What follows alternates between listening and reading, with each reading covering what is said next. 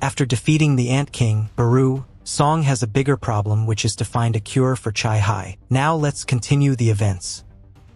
So here Sung Jinwoo quickly bends down before her, saying he wasted too much time and needs to find a healer quickly, as he can't use Shadow Exchange yet because there is still some cooldown left. He hasn't even tested whether he can move with another person, and even if he goes with Kaisel, the hunter might die before they arrive. At that moment, he has an idea and asks the cameraman if he could turn off the camera for a while. The cameraman asks what he means, and Sun, becoming more serious, tells him to do it now or he will destroy the camera. The case is that Sun orders his shadows to find the body of the hunter Ming Bong, and one of Tusk's guards takes it. Upon seeing the body, Sun says that its head was eaten and wonders if his idea will work. At that moment, the system informs him that it is possible to summon a shadow with this body. Filled with determination, Sun tells Ming Bong to rise, and without further ado, the shadows begin to swirl around the fallen hunter. But after a few seconds, the system informs him that the summoning has failed. Without hesitation, Sun tries again, but once more it fails. Sun thinks that with his current summoning level, this should be something simple and that Ming Bong must have a strong will to not be summoned. It's almost as if he's telling him that summoning a person's shadow is an evil act. At that point, Iron looks at him from behind, confused, as he was a person too. However, Sunong convinces himself, saying that the living have more importance. He makes one final attempt to summon the shadow he needs, but just then, Ba Jun calls his attention and asks what the hell he's doing with Ming Bong's body. In that moment, he realizes and says that the true nature of Sun's ability is the power of the dead. As soon as he says this, the shadow of Ming Bong materializes in front of them. Meanwhile, Choi can't believe that Sun's power is to use the powers of the dead. Madong just says that this proves he is not an ordinary summoner. The shadow of Ming Bong immediately places itself in front of Chaha and starts healing her urgently without waiting a second. Seeing this, Beck can only wonder if Ming Bong is really healing the hunter Chaha.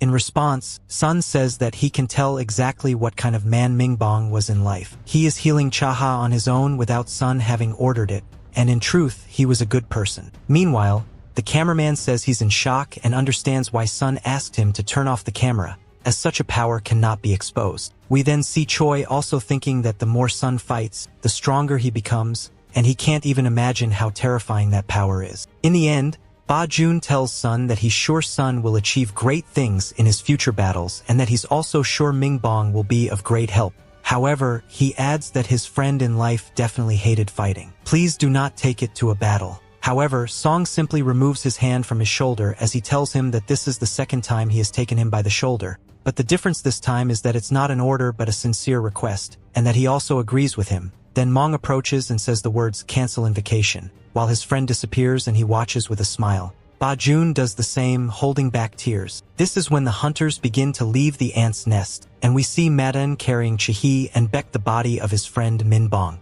Before getting on the helicopter, Song says he will stay a little longer because there is still something he must do. Beck just says he understands, since this isn't completely over yet. We see several flying ants in the sky, and Song says he will clear the way and deal with the rest of the monsters before returning. Without saying more, he mounts his dragon while telling them he'll meet them later, then flies off at full speed. Ready to finish this problem. In a flash, he flies between the flying ants, crushing them into pieces. After that, we see how Song's shadows handle the rest of the ants, and then his mages incinerate the remaining pupae. As this happens, Song thinks that he even gains experience by eliminating ants that haven't even been born yet, and that's quite convenient. He analyzes his inventory and says he should organize it. But at that moment, he sees a weapon he had forgotten about. Without thinking, he takes out the Bara sword, saying he had completely forgotten about it. He quickly begins spinning it in his hand, then releases an impressive blow that sends a large amount of lightning all around. Seeing its effect, Song says it's too good to let it rust in storage and that he should deal with the remaining eggs with it. After Song eliminates a bunch more ants from the island, we cut to somewhere in the United States, where someone is watching the replay of his battle. A blonde man asks someone else what they think about it. We are then introduced to David Brannon, the director of the Hunter Bureau of the United States, who says that after watching the fight for a while, it's already 4 a.m., and he knows the person didn't come to his house just to ask his opinion because he already knows what he's thinking. He calls him Michael Connor. In response, Michael says that controlling hundreds of summoned creatures is certainly an extraordinary ability, and that it would be a waste for someone like that hunter to stay in a small country like Korea. David agrees and asks if he knows anything more about that person. Michael presents a document while explaining that a few months ago, an incident occurred at the Hunter Bureau known as the Sun Yil Onion Incident. He explains that a certain hunter was captured alive by Hunter James Rango at a door of Rango's, which opened in the east, and they weren't sure if it was a monster or a human, but Rango insisted it was a human from Korea. The information they gathered then is still archived, and when they read it, it turned out that he and the hunter son Jinwoo are father and son. He adds that other countries still don't even know Song's name, and this is a great opportunity for them. David responds that this is different from the incident with Dongsu and that Korea has been an ally of the United States for many years, and taking another hunter from Rango's group could affect their alliance. However, Michael asks if David doesn't think it's worth the risk. David then asks if Michael believes it can be done, to which Michael replies that they can only try. Back with Song, we see he has reached level 100. Without hesitation, he approaches the ant's corpse and says that the aura of this one is even more chaotic. Without saying more, he gives the order to rise. As soon as he does, everything around him turns black, and our protagonist can do nothing but wonder what this darkness is as he looks around, confused. After a few seconds, everything returns to normal. However, a shadow slowly rises behind Song, and immediately the system announces that the extraction of the shadow was successful. The eyes of the ant open, but now under Song's control. He simply turns to look at his new shadow, satisfied, and says he thought he had failed. We then get another impressive panel showing the ultimate ant, now transformed into his shadow. The ant bows down on its knees, showing respect. Song says that he has never seen this rank before and assumes that General comes after Elite Knight, meaning this shadow is more powerful than the others. Considering its statistics when it was alive, it makes sense. Now, Song decides to extract the queen as well. But before he heads towards her, his new shadow calls him my king, and when he turns, the shadow asks him to please give it a name. Upon hearing this, Sunong only thinks that it seems like loyalty works in the same way with that type, but instead of giving it a name, he asks how it can talk. The answer is that it has always been able to do so. Upon hearing this, Sunong wonders how it can do that and if it's because it could speak before being transformed. But then he says that it's not the case, because Iron was human and couldn't speak after being turned into his shadow. The same thing happened with the Mimic Hunter and others, and the rank is the only difference between them and the new shadow. While watching the ant kneel, Sun thinks that maybe the others can also speak if they level up. However, instead of giving it a name, Sun tells it that he was the one who finished it off and asks if it still wants to be obedient and follow him. It responds that it is not dead because it was reborn by the powers of its master and that, for this reason, happiness overflows within it, and it will always follow him. Once again, it calls him my lord while bowing even deeper, then asks again for a name. Upon hearing this, Sun starts thinking about what to name it and decides it should be a name that distinguishes it from other ants. Without further hesitation, he names his new ant Baru. Upon hearing its new name, Baru thanks him with its head bowed. Later, after extracting the shadow of Baru, the final ant, Sun says he will do the same with the queen. Without hesitation, he orders the colossal monster to rise, and it immediately appears before him, ready to obey. However, as soon as it appears, something strange begins happening with the rest of Sun's shadow ants, and he immediately realizes the connection with them has weakened. He then decides to ask Baru what is happening,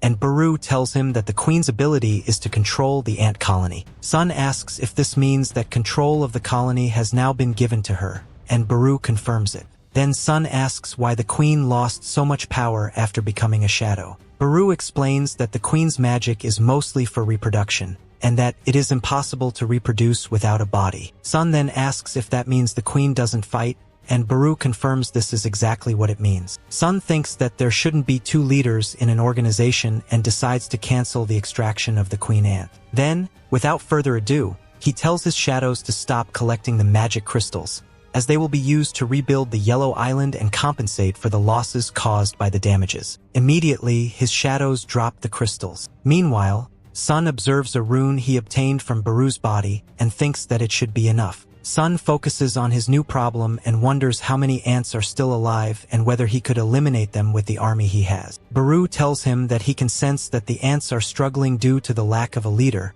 which is causing them to be disorganized and scatter. Sun then asks if Baru knows the total number of ants, and Baru replies that before the raid, there were 8,700 ants, and the total number of survivors is 4,000. Upon hearing this, Sun thinks that they had eliminated most of the ants and didn't expect so many to still be alive. He then asks Baru if he thinks he can eliminate all of them, and Baru simply strikes a defiant pose, saying that he will do it and waiting for the order. Meanwhile, aboard the Knights Guild ship, Parjong says that the ants are heading toward them, and immediately all the ship's weapons and the hunters on board start firing. In an instant, the ants in the sky begin to take hits and explode, causing a large explosion in the air. On the other hand, a hunter informs her teammates that the ants are fighting the Knights Guild, but at that moment, another group of ants appears, flying directly toward them. Another hunter says that now their guild will have to join the battle as well, and one of their teammates orders them to massacre every single one of them. Meanwhile, the recently turned hunter screams in terror,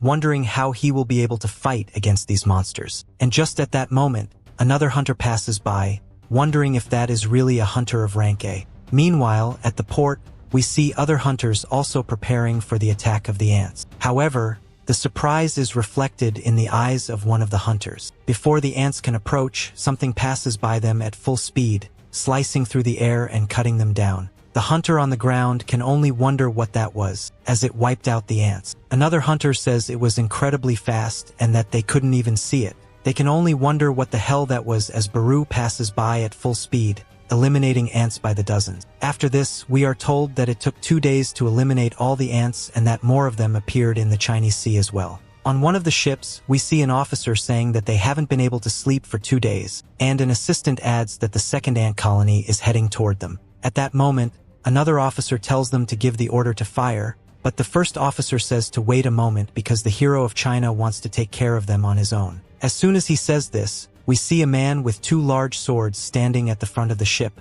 waiting for the ants. Without hesitation, he prepares to draw his weapons, telling them to rest in peace in the ocean. Without further delay, he launches 2 tremendous slashes that travel at full speed over the water, wiping out every single ant, causing another massive explosion. After this, the hunter says that these insects are insignificant, and if only the one he fought with was alive, it would have been more exciting. He adds that it's truly a shame, as dozens of ant corpses fall into the water everywhere. Meanwhile, on the other side of the world, a man says that there is only one connection between Mr. Wang Yi and son Jinwoo, and that Wang's older brother was murdered by Jinwoo. Without further explanation, we see Thomas Sandre, the guild master of the Scavenger Guild, saying that with what just happened, it will be harder to meet son Jinwoo, and that it's a shame because he wanted to meet him in person. At this, his assistant asks what he will do if Dong Su and Song fight, and he simply asks, "Don't you know me?" Then he turns to her with a fiery gaze and says that Dong Su is the possession of the Scavenger Guild, and that the Scavenger Guild is his.